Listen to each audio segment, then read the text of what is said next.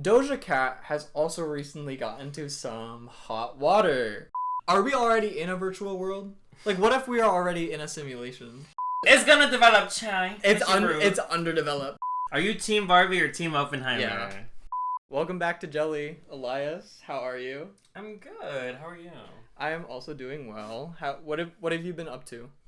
So, recently I've been having my family over, and I actually just got off the phone with them. I'm actually skipping seeing them right now. I just got off the phone with them too. Literally.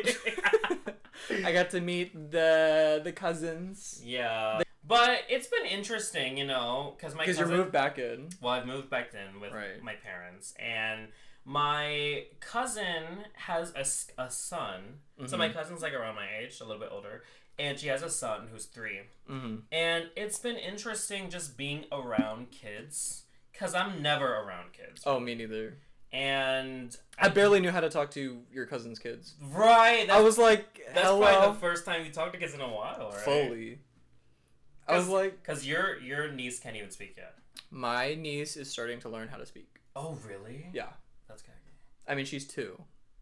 For me, because my cousin is 3, but he's turning 4, so he's on the older side. And it's just so crazy to me how I'm able to have a conversation with him. And he's able to speak back to me. And he has his own likes and dislikes. And, like, just everything. Like, they really are just, like, a mini human. And it's, like, I wouldn't expect conversational skills, like, to be, like, fully developed at 3. Yeah. But they are. No, children are way smarter than we think they are. They're way smarter, and they're very malleable. Yeah. Their brains. Like, they're very susceptible to whatever you feed them. Which is why it's important to, like, make sure, especially in this day and age, to, like, make sure that your kids aren't watching anything that's, like, too crazy, you know? I mean, it's also how kids get traumatized so easily. Yeah, especially with the internet. Right. So, if you have kids, make sure they're not watching this. The lesson of the day is just don't have kids. Ooh, do you want kids? I'm always jumping between wanting to have kids and never wanting to have kids.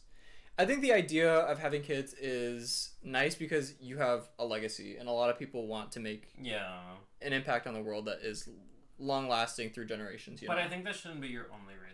No, I don't think so. And that is a lot of people's only reason. And it gives a lot of people purpose in their lives. Yeah. Is to have kids. Yeah. But for me right now, because we're so young, my priority is to figure out who I am first, figure out my careers, and I anticipate that taking at least 10 years or more. Yeah. And which is normal. Right. And I'm personally not in a rush to have kids, but I'm also not a woman. So there isn't like a biological clock type thing. Exactly. Which I think is kind of horrible. Why? Like, women are more pressured to have kids younger? Yeah.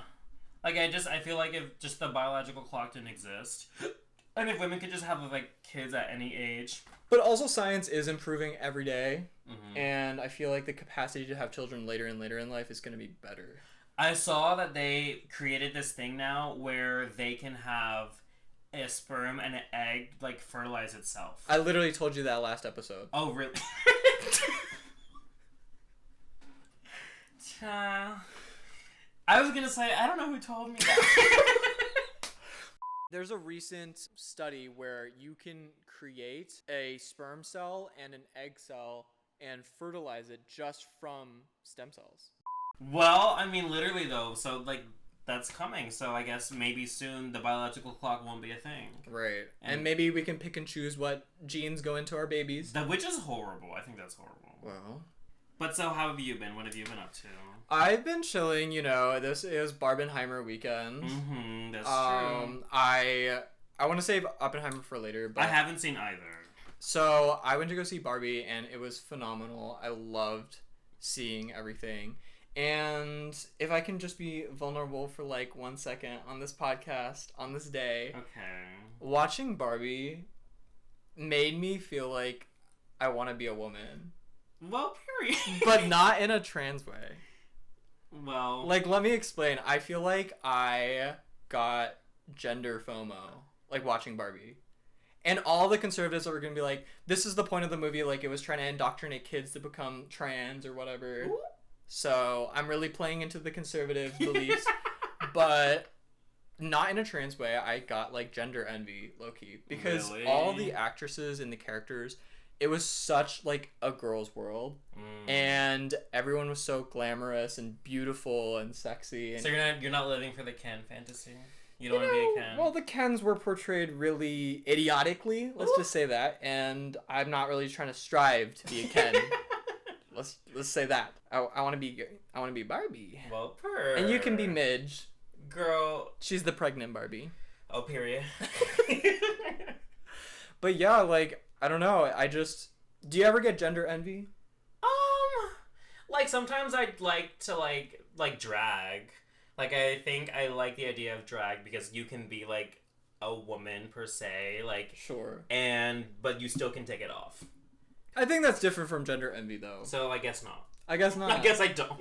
I feel like so an example was like in the movie they were talking about just these different problems that women go through and how impossible it is to feel like a woman. And I was just like watching that scene, like I will never be able to understand like experiences as a woman. And so I was just like in that moment I was like, I wish I were a woman so I could understand this.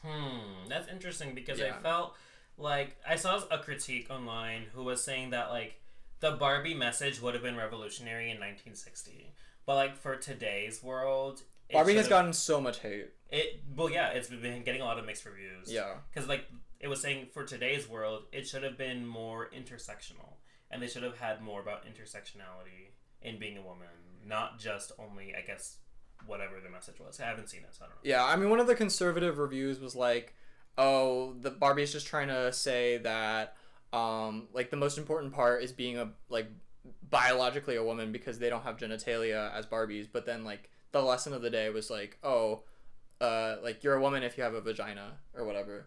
But then they were also mad that there was a trans actress who was portraying an actress, a Barbie. Which is so dumb. So they're really not knowing what they're talking about. I love Hari Nef. She's so cute, and it's so iconic that she was able to be in that movie. I actually had no idea who she was. I like her. Like I've been following her for years, and I did not know she was going to be in the movie. And then when I heard she was going to be in the movie, I didn't know it was going to be so big. Like it's incredible. Well, I'm gonna be honest. She was in there for maybe 2 minutes. Really? Yeah, she did not have a big role at all. Ooh, but they were including her in the marketing a lot. I mean, yeah, every character was like in the marketing. The marketing was phenomenally done. Was the marketing better than the movie? Well, okay. So the controversy right now is that the marketing did a really, really good job hiding the like feminism. Okay. I'm not spoiling the plot. Okay. But it did a really good job hiding the like feminism and like low key anti-men like sentiment. Is it really anti-men? I don't think so. I just think people are butthurt over it. But I will say it's not the most. It is definitely like a woke movie. Like, there's definitely, they talk about the patriarchy. But anyone who knows Greta Gerwig, like, I feel like you should have known that. Exactly, that's what. Like, do you even know her? Like, clearly they don't, Chow. Also, we're talking about Barbie here, where Kens were literally invented to be Barbie's accessories. Literally. So you should already know what you're getting yourself into. I knew that it was going to be, like, a feminist thing. I mean, let's be honest. That's what I thought it was going to be when I first heard about the movie. I mean, because I was like, there's no other way they're going to do it in 2023. Right. But marketing did a good job hiding that plot point, yeah. I would say. But you should still expect it. Right. Like, there's a lot of context clues. That are in your face. Totally. So. But a lot of people are saying that the marketing kind of not overshadowed, but that the marketing was better than the actual movie. Well, I don't know if you can compare a marketing and... But, like, they said that the hype was so big that the movie just couldn't even compare. I think the movie reached the hype. You think? I think so. That's controversial. A lot of people are not agreeing with that. I've been controversial recently, You're I right. guess. So... But I think it reached the hype. I had a really wonderful time. I feel like... So I watched Barbie first, and then I watched Oppenheimer on different days. But I feel like if I watched Oppenheimer first, and then I watched Barbie, the hype would be even better. Oh, because... Because I did not like Oppenheimer at all. Ooh. We'll get to that. Right. Well, I'm excited to watch both of them. I have not had the chance to. I'm probably going to try and go sometime this week, maybe. I don't think you'll like Oppenheimer. I don't even know if I'm going to watch that. Honestly, if you think... Okay.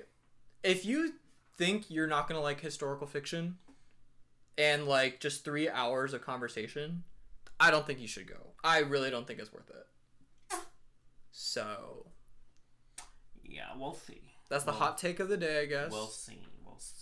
Right. Chime in below if you're Team Barbie. Are you Team Barbie or Team Oppenheimer? Yeah. So there's this new song. Oh. Called Rush by Troye Sivan. Have you heard... Are you a Troye Sivan fan? I like Troye Sivan. I'm not a fan, but I've been following him since his YouTube days. Yeah, me too. So good for him that he's like a major celebrity now. He is one of the few YouTubers I think who's done the crossover completely and like really well. Yeah. The other one that's similar to his vibe is like Conan Gray, but Conan's not like Conan's getting up there, but he's not as big as Troye. Not as big as Troye yet. But you're right. Conan Gray also has done a good transition. Yeah. But high key, I liked him better as a YouTuber. Oh. That's my controversial take. That's the hot take. Like I was subscribed to him when he was a YouTuber, like doing painting and stuff. Yeah, he was in AP art, and I was like, literally, I was subscribed to him, and then not that I dislike his music, but just I don't know, like it's not for me all the way. Like he has some decent songs. I like Conan Gray's. I think I stopped listening to him like his recent stuff though. I don't vibe with it as much. I think it's like trying too hard to be. It's just not for mainstream. Me. It's not the demographic for me. It's for high school girls, which is fine. But which is, I guess, our demographic as well. Right. So you better be saying. So I love them. Right. But back to Troye Sivan. Right. Have you listened to Rush? I have. What are your thoughts on it? It's a cute song. Like I love the beat. I think it's kind of a little bit frat boy energy with like the chanting. Feel the rush, but it's cute. Addicted to your touch. Well, period. So if you guys are not caught up, basically in the music video there's a lot of dancers involved, and most of the dancers are skinny twinks. Very skinny or muscular. Or muscular skinny. Like similar to Troye Sivan's build. Exactly. If not like a little more muscular. And so the controversy recently has been that the music video was not diverse enough in terms of like body sizes. Types, yeah. And Troy's response was that, I just made this music video just cause as a music video, and I didn't really think about it that much. Yeah. But, I hear the critiques. And then Charlie XCX was like, y'all are doing too much. This is so boring. Like, shut the fuck up. Well, what she said was that, and we can have a conversation about this, but she pretty much was like, as an artist, you have decisions that you make about aesthetics. Right. And it's not because you're trying to be not inclusive or because you hate a certain group of people. It's not because of that. It's purely because you have a vision for the music video. And you, as an artist, want to just adhere close to that vision. Right. And if your vision is having a bunch of twinks, because he's a twink himself, and he wants to have a twink wonderland and, like, twink supremacy, whatever he wants, whatever his aesthetic is now, then it's like, he's allowed to do that as an artist. Or is he? That's the question. Or is he? Is he an artist? That's shady. What was the question for? I said, no. I said the question is he allowed to do that? Oh, I thought your question was, is he an artist? No, my question is, like, as an artist, are you allowed to exclude people based on anything from your vision? Okay, so is there a difference between excluding people and just not including people?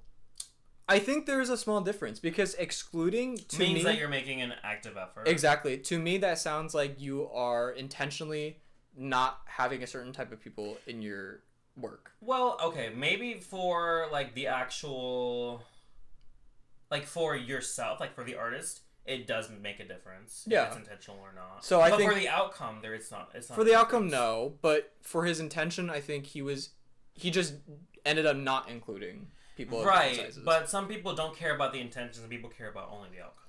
Right. But okay, so another question to this is, at what point does diversity become too much? Like forced? Too forced, yeah. Because we're really seeing that conversation come up again lot. And again, especially recently.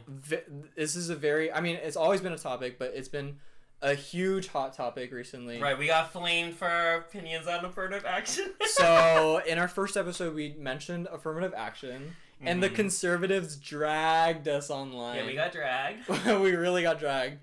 I think the conversation is going to be different when it comes to art Mm-hmm. and, you know, music videos and movies and Yeah. any such. So, what are your thoughts on, like, the controversy?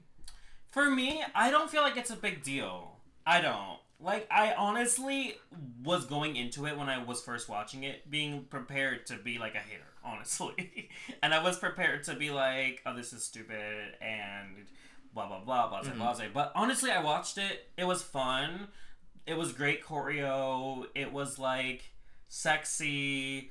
And that's everything he was going for. And Right. not saying that, like, different body types can't be in those scenarios, because they can.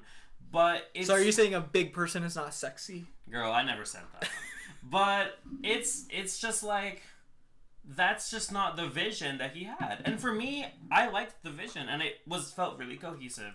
And it would have been weird to me personally to have like one big guy just because of the token thing. Because then it obviously becomes like you're filling a quota. So obvious. It would be so obvious. It's like everyone is like skinny, but then you got one big guy. Like, come on. And then to what point does diversity stop? Is it just body types? Or are we going to be like, okay, we have to have different hair types and have to have different heights or whatever? Like, at what point does representation like need to stop? Yeah. It's also just, that's his friend group. Like, he was putting people who he's friends with. Like, I don't know. Like, there's a whole broader conversation to be had about, oh, you don't have diverse friend groups with diverse types. But then it's like, you're tokenizing people at that point. You are, yeah. There was a video of Taylor Swift, and she was posing with her friends, and people commented on it and was like, wow, she doesn't even have not one person of color there. And I'm like, what if she had a person of color in it? Yeah. Then you would be commenting, look at the one token girl of color.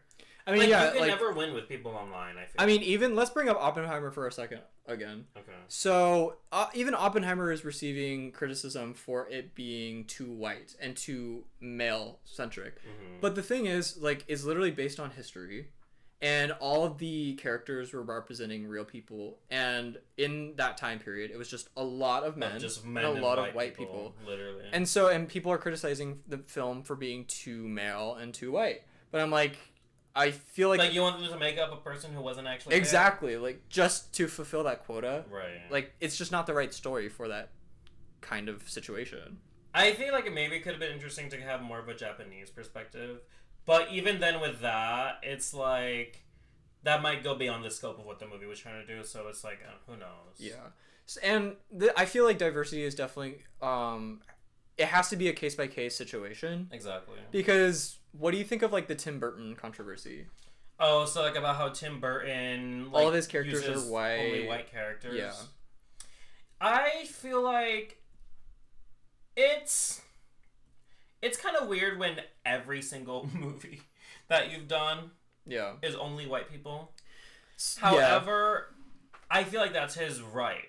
As a director... It is his right.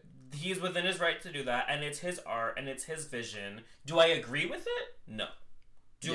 Do I watch Tim Burton? No. So, do I care? No.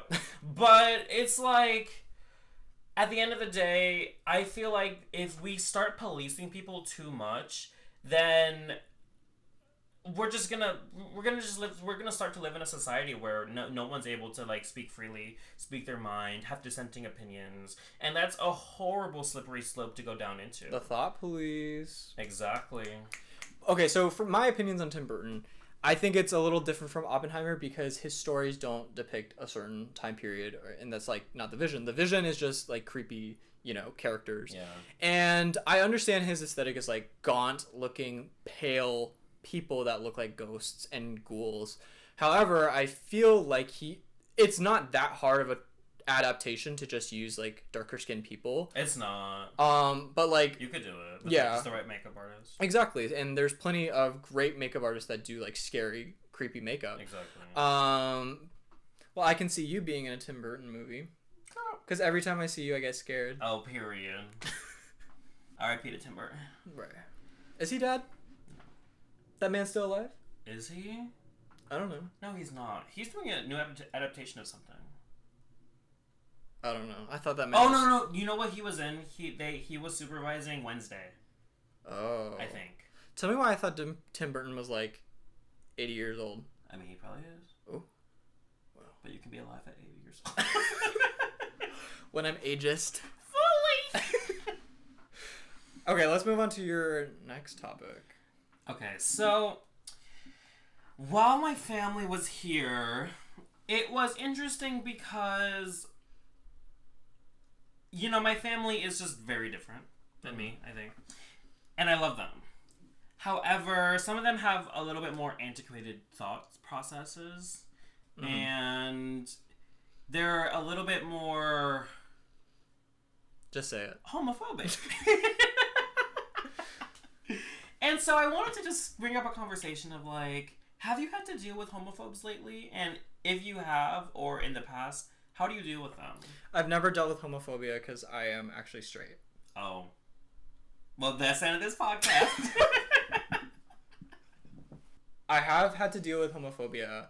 And for me personally, I just think I don't confront people who are being homophobic because...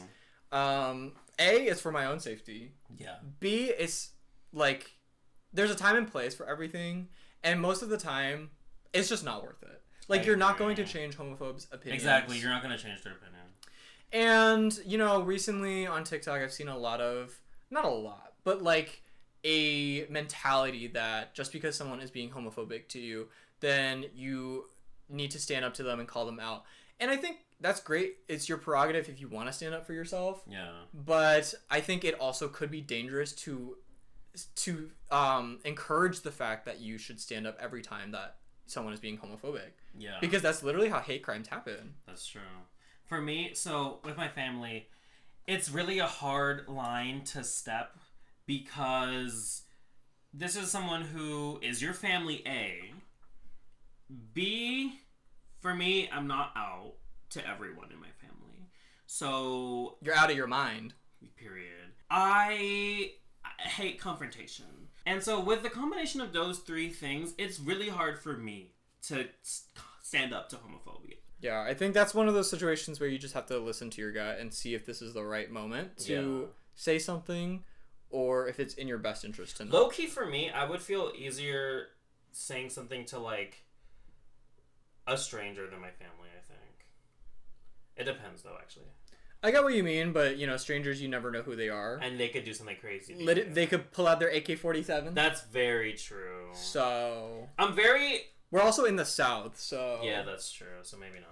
So what are some ways that you adapt to homophobia and keep yourself safe? It sounds bad, but literally just, like...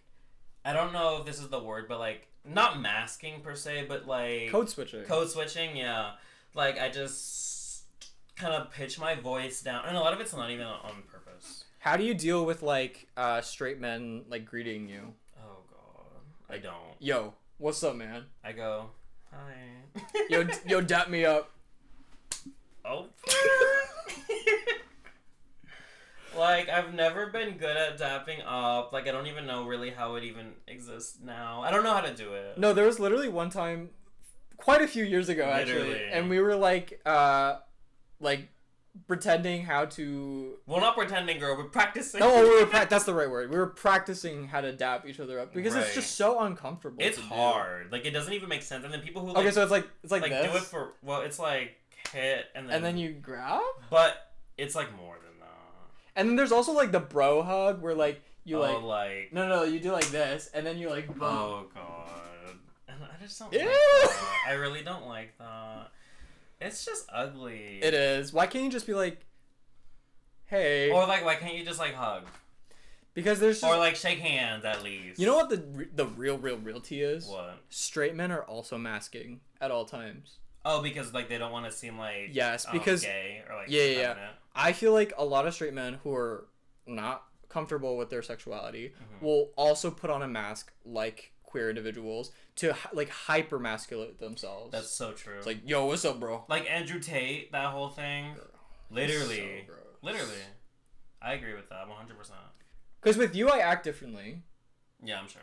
And that's everybody. That's everyone, yeah. And I don't think it's, like, hiding yourself, necessarily. It's not hiding yourself. It's literally just, like, we're humans. You humans adapt. are social creatures, and we're like chameleons. Like, we just adapt to the situation, and we feed off the vibe. Exactly. And the way you act with your mom or your sister is not the same way you act with your boyfriend. Imagine if you acted the same way with me with your mother.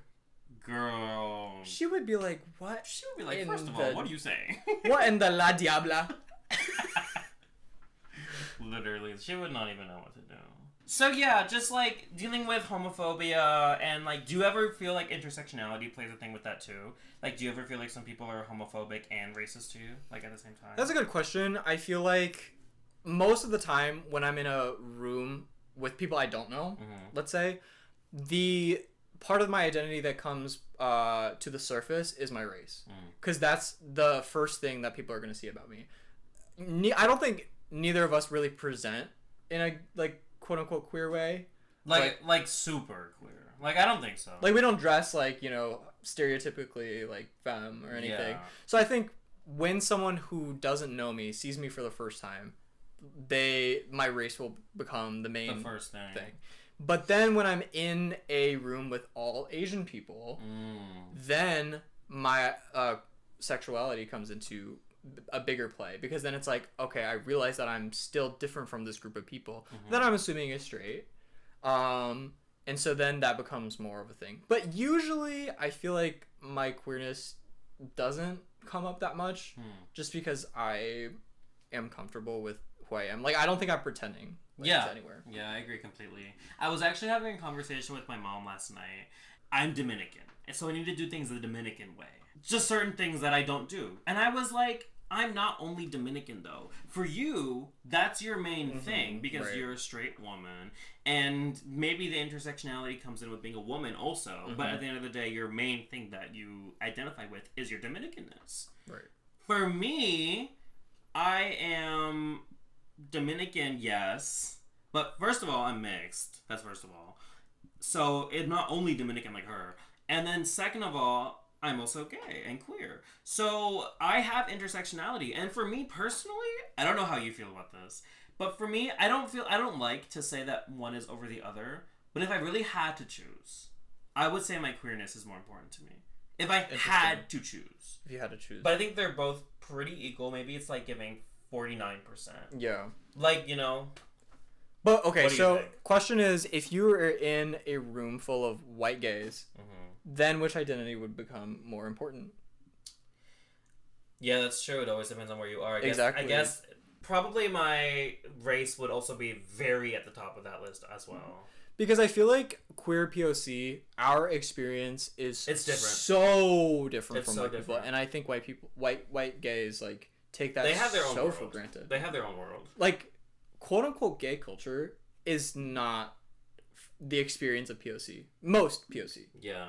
I think, you know, like, gay clubs, gay bars, that type of scene. A lot of white gay men. White gay, like, masked men. Right, gay masked men. Girl, like the fucking cruises, like, that they go on, Fire Island. To Puerto Vallarta or whatever. Yes, Puerto Vallarta, like, that's all very masked gay white guy things. Oh, yeah.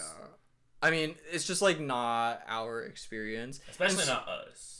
Oh, fully. Which is why a lot of times I feel like my queerness is not as important, because I just don't relate to the mass or the mainstream, like, idea of what it means to be queer. Speaking of celebrities, Doja Cat has also recently gotten into some hot water. Queen. So basically what's happened is that some fans were calling themselves Kittens as the fan name of Doja Cat. And Doja was like, my fans don't get to choose their own name. Like, who do you think you are? Is that what she said? Yeah.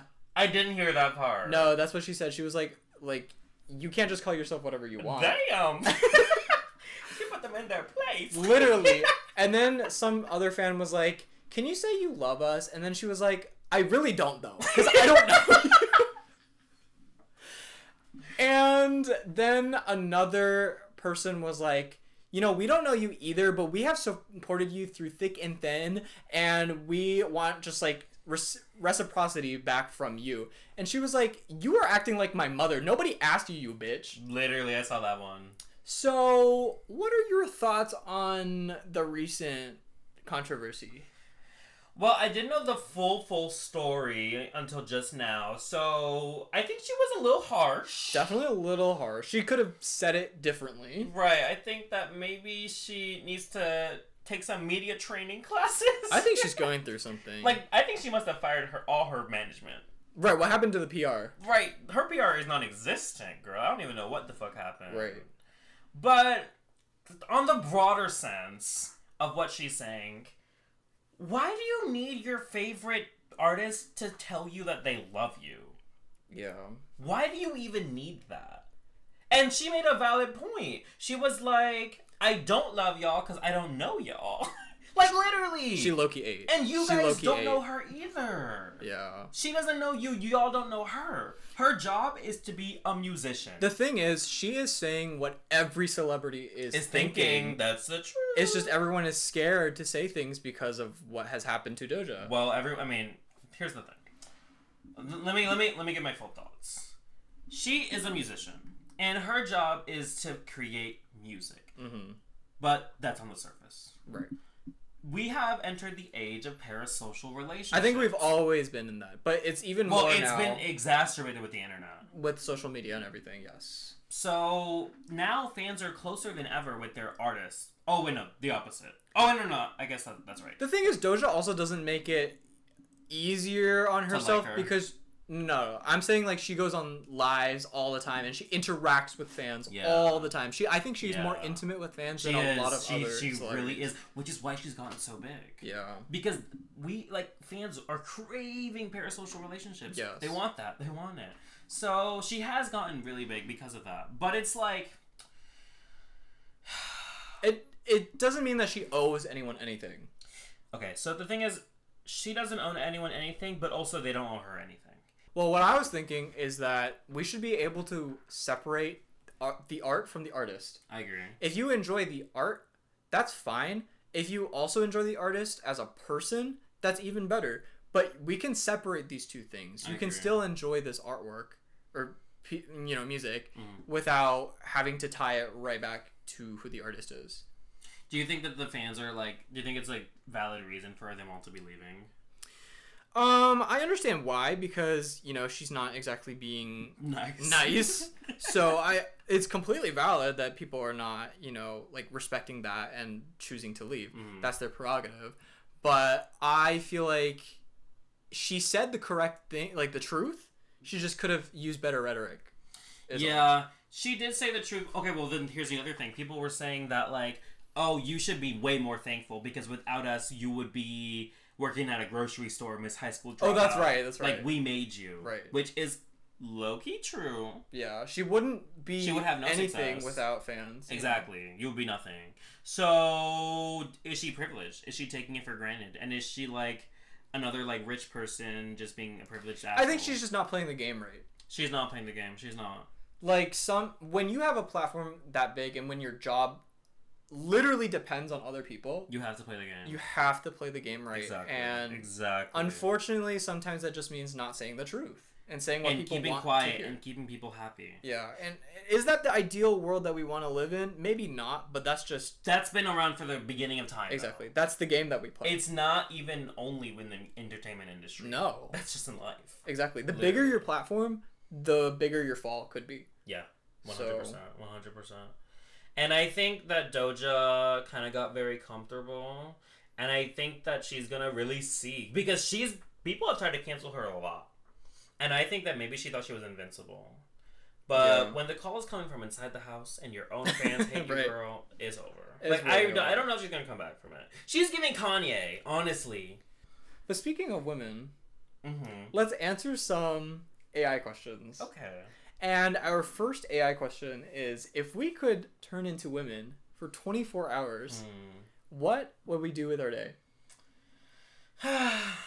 Well, I want to do some really traditionally feminine things. Like what?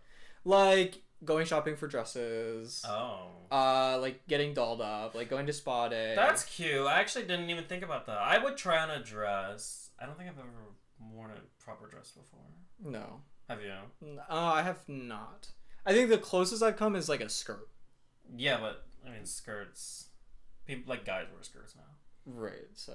Like even Irish people wear skirts. So it's like. I mean, I think that's different. As a kilt. But, but yeah, I would try on a dress. I would take a photo shoot. That's what I would do. Photo shoot, yeah. I would do a really cute, cunty photo shoot. I want to end like the night with going to the clubs. Oh, and having people pay for my drinks. Pay for our drinks, yeah. And just like experiencing it all. Yeah. Even like the bad parts. Like I want to experience what it feels like to get like catcalled. So then you can live your Barbie fantasy. Whatever. Exactly. It all comes back together. That's cute. Okay, how about the next one? If you were to turn into a ghost, which celebrity would you choose to haunt and why? So I feel like I would go for someone like Donald Trump. Period. Because I want to see exactly what he's doing in his day, and I want to make a fool out of him, and he would probably go crazy. Right, like whip his wig off a few times. Literally, and embarrass him, and I don't know, like whisper things in his ears. Whisper, Sleepy Joe. Exactly. Whisper, Hillary emails. Literally. He will go crazy more than he already is. Right. How about you? I think I would choose Elon Musk for pretty much the same reason, except I feel like it would just be funner to torture him. Like, depends on how many powers I have as the ghost. But like maybe he got possessed and that's why he released X. Fully.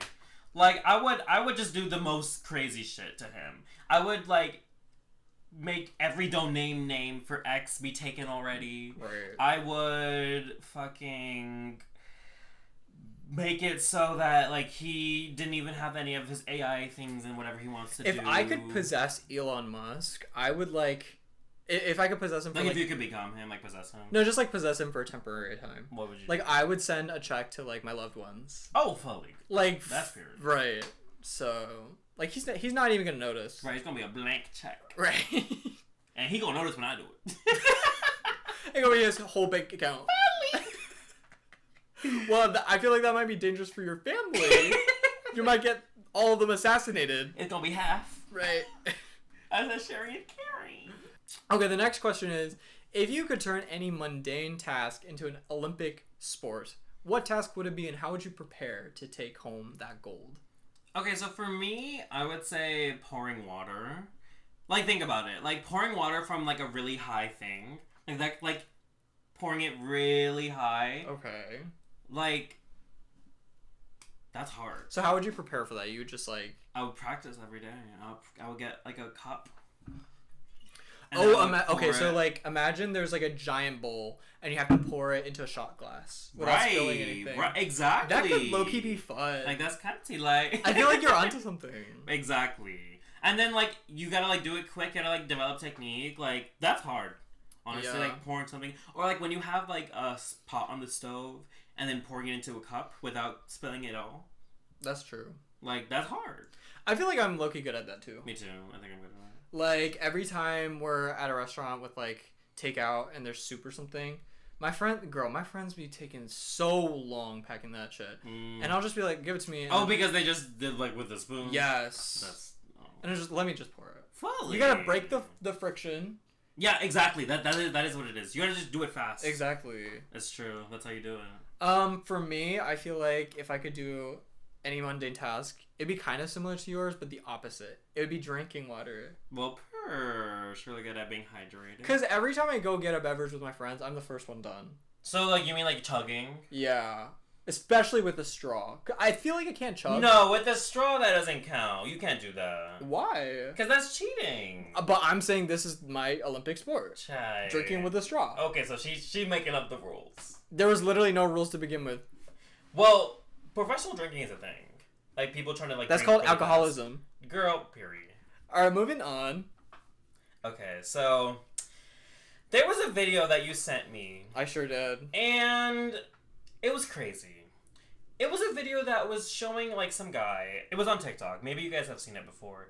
He was doing a presentation, and he was showing that... Existing technology. Existing technology. We now have the ability, AI can look at our brainwaves and figure out what thoughts we are thinking.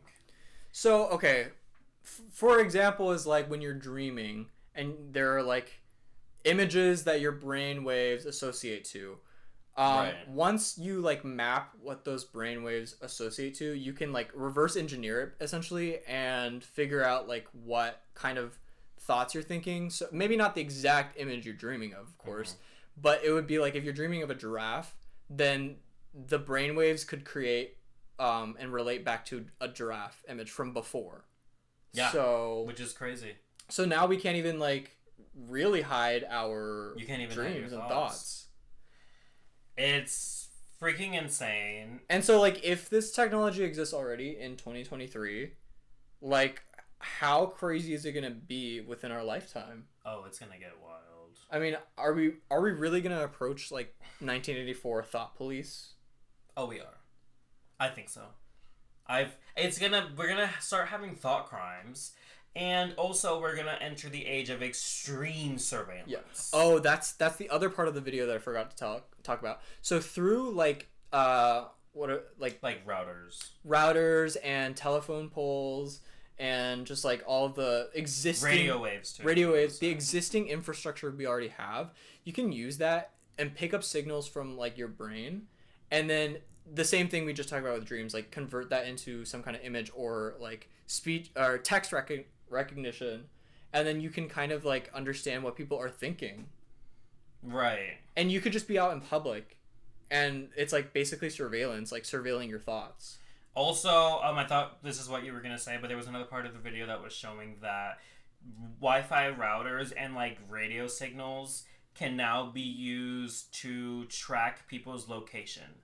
So you don't even need a camera. You don't even need anything. Like, just with Wi-Fi routers and radio, they can identify exactly where you're standing in a room.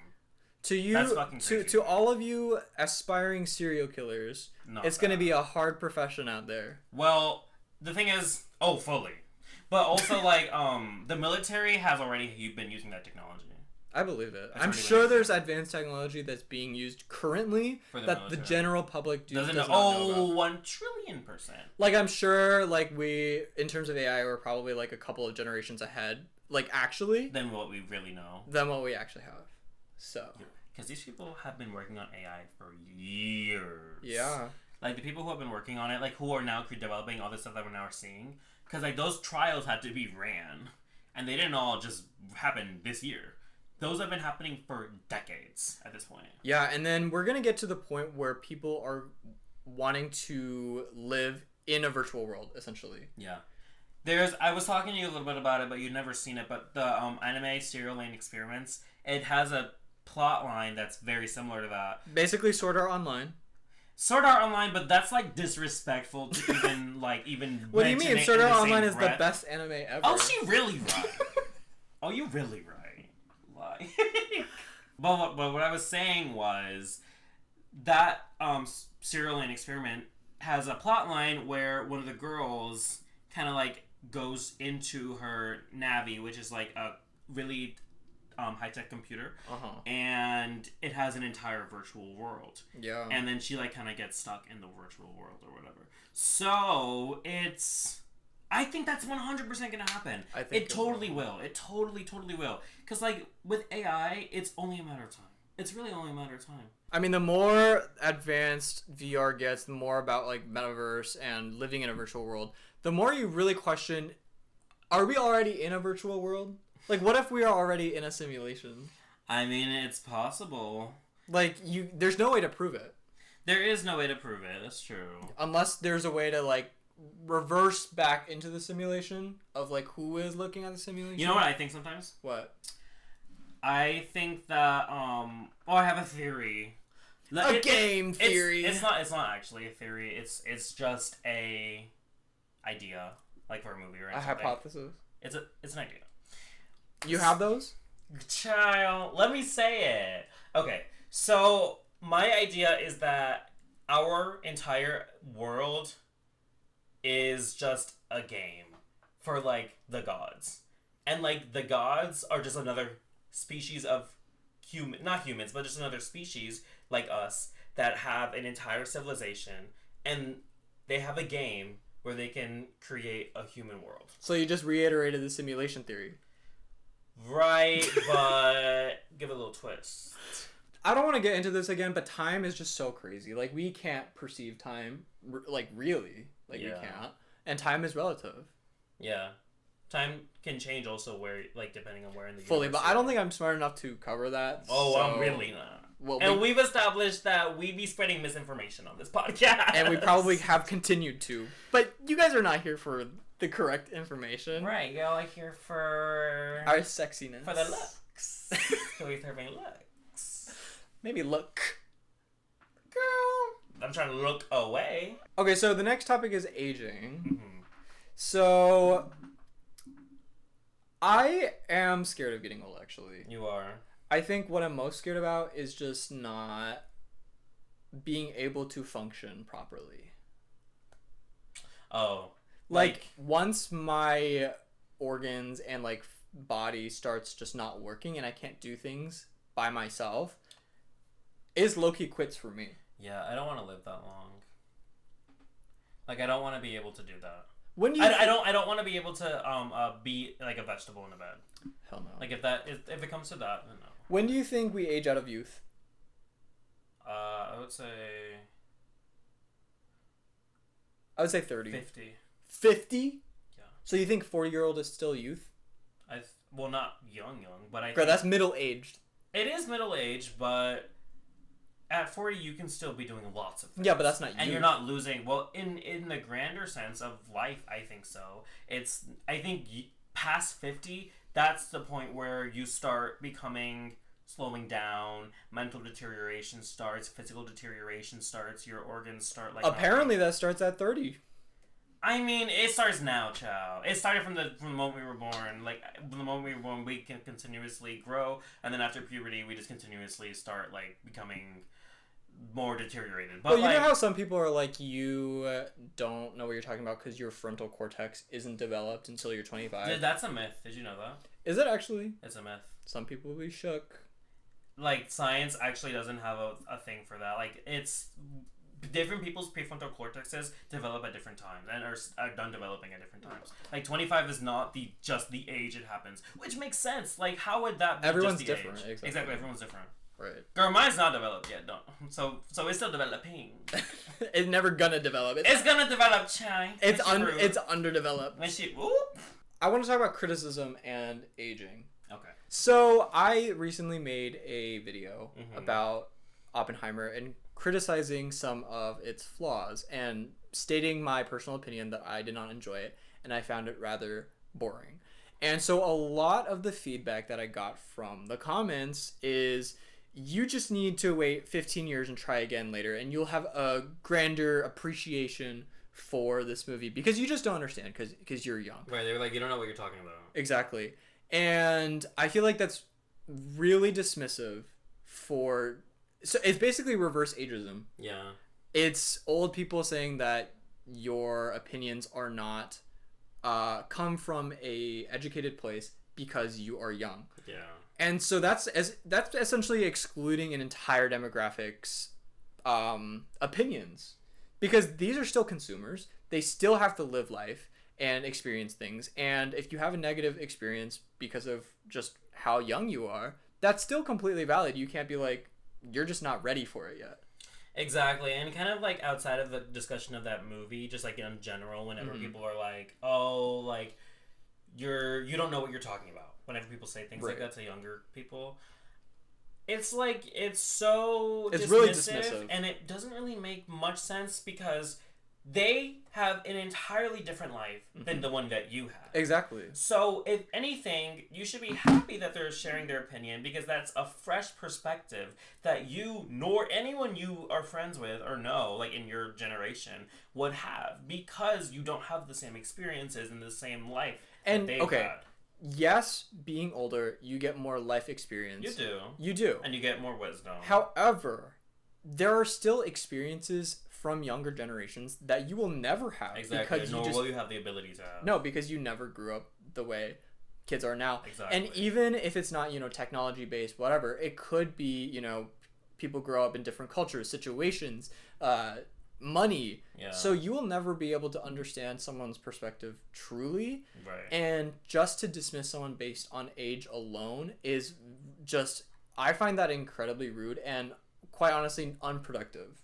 For me, I like to be tapped in with the youth, and I like to learn from them, because really they're the future of our society. So you should be always listening to the youth so that you can learn and so that you can be up to date on what's happening. Yeah, that's how I feel. I think it comes down to another thing where it's case by case, where if something it is age dependent on knowledge, then sure. But when it comes to literally your experience and opinion about art, and then you just say that their opinion is not valid because of their age. Yeah. I feel like that's just, it doesn't make sense there. About art, it especially doesn't make sense because you're watching the same thing, right? Obviously, different things have different demographics. Right. Like, for me, I don't see what's all that about Journey. I'm not a big fan of them. And the store? The music, child. Like the band. Don't Stop Believing. And I don't like them. But I'm not the audience for it. And honestly, people get so defensive about their favorite things. They do. Like, it's okay if you don't like your favorite thing. Like, some people's favorite thing is that movie. And if you don't like it, that's okay. Like, you don't have to get all mad about it. Fully. But people really don't understand that these days. Okay, so an Indiana man is dead after a grenade discovered in a grandfather's belongings detonated. Oh. So the family was looking through their grandfather's belongings, and then they found a grenade in his stuff, and I guess it must have accidentally went off. That's wild. And one of the family members fully just died, and two of them were severely injured. Oh my god! Isn't that crazy? Where your grandfather, who's been dead for quite some time, essentially comes back from the dead and causes destruction. First of all, I'm like, how did he transfer that grenade? Like, how did they get it into, like... So I believe he was a veteran. Okay. And he just had it in his belongings. How do you just have it? I don't know. I guess some people just, some people have guns. Right, but, like, I don't know anything about grenades. Like, I guess you have to pull the thing to, like, have it detonate. So but then why would the person who found it pull the thing? It must have been on an accident. Like, you're just going through stuff and and then you might have actually just pulled it. Well, he killed his family with his stupidity, so he was probably a real dumb person. It's actually so unfortunate. It's horrible. It really is horrible. Well, okay, here's mine. So, in 1985, a Colombian girl named Amoraya Sanchez was trapped in a volcanic mudflow up to her waist. Knowing she would die, volunteers and rescuers did their best to comfort her. She died after 60 hours. So they were just like, girl, we know you gonna die, but it's okay. It's okay. They were just like, well, there's nothing we can do. And the volcanic mudflow was caused by the 1985 eruption. So what? She was like stuck in the ground or something? So she was stuck in mud. Despite her predicament, Sanchez remained positive, singing, asking for sweet food, and agreeing to be interviewed. She had moments of fear, praying, and crying. On the third night, Sanchez began hallucinating, saying that she did not want to be late for school, and mentioned a math exam. Near the end of her life, Sanchez's eyes reddened, her face swelled, and her hands whitened. At one point, she asked the people to leave her so that she could rest. She died at 10 a.m. on November 16th from exposure, likely from gangrene or hypothermia. Volcanoes are so crazy because when I think of volcanoes, it automatically brings me back to imagery of like dinosaurs and stuff. Really? And so it makes me feel like they just are not a thing anymore. But they fully are. They fully are, and many are still currently active. And even the ones that aren't active, quote unquote, they could just one day become active. Exactly. So it's scary. A couple of them, if they do become active, is over. Like there's like one in Washington, right? Like Yellowstone. Is it? I don't know. I don't know But there's one in the United States that it's pretty big. It's in like a big place. It's a big place. Yeah. Let me look it up. There's also obviously famously Pompeii. Right. Oh my gosh, when we were in Pompeii. Right, we went. Yeah, and that was you had your Karen experience there. I had my Karen experience. So Elias was with our study abroad group, and he was having a whole attitude for no reason that day. I really wasn't. He was. He doesn't. He denies it, but he was in some kind of funk, some kind of mood. Okay. And so he was, like strolling by himself, like away from the group, and he was acting all mopey. Ciao. And then he decided to sit on like this rock, like pedestal thing. Oh, I remember. And it was just like, it wasn't some kind of artifact or anything. It was just like one of the sidewalk, like pedestal things. And I was really not the only person sitting on it. And so, yeah, other people were touching it and sitting on it. And Elias decided to just take a second and sit on there. And then a white woman was like... In English, mind you. In English. And she was like... Oh, she was British, right? Yeah, she was British. She was like, "What? I would remind you to stop sitting on that because this is a treasured artifact." Right. She did say something like that. And so... I don't even remember what I said. And then Elias was just like... So he like said something under his breath. And then the woman like came back to him. Yeah. And was like, "What did you just say? If you have something to say it to my face." What is it? And you were like, "Girl," anyway. And then you just walked away. And then the rest of our study abroad group was just like, "Oh, what just happened?" Right, they were gagging. Because you were having a whole attitude. Girl, I don't claim that I was having an attitude So before. no one was trying to talk to you anyway, and so you just set off the wrong Karen that day. Well, I wasn't trying to talk to anyone. Right, because you were in an attitude. Right, and she came for me, so I had to come for her also. I mean, you barely came for her. Right, because I am afraid of confrontation. But I also was not trying to embarrass y'all. Well, you already were an embarrassment, so it's okay. Girl, I really wasn't, though. And if y'all were embarrassed of that, then y'all petty. Well, you're just embarrassing in general. Well, period. Everywhere you go, can't take you anywhere. Well, I'm embarrassing because I'm so flawless. Everyone's so embarrassed to be around me. You embarrassing because you're a big girl. Right. And big is beautiful. Right. Let me get all the choice of people to attack her. And Troy will stand with me. Troy gonna say, "I attack you too." Because I'm gonna get canceled.